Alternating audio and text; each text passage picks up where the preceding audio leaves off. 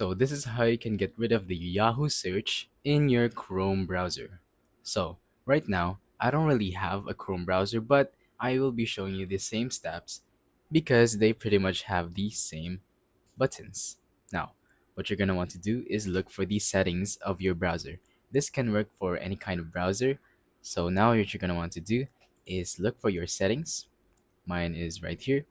And now, simply scroll down until you find the search engine button or the search engine mechanics.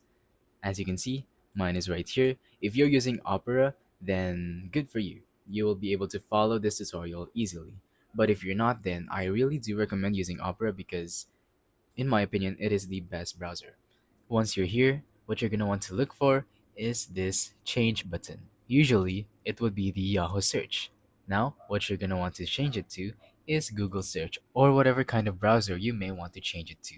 Either Yahoo, DuckDuckGo, Amazon, Bing, Wikipedia, or whatever browser there is.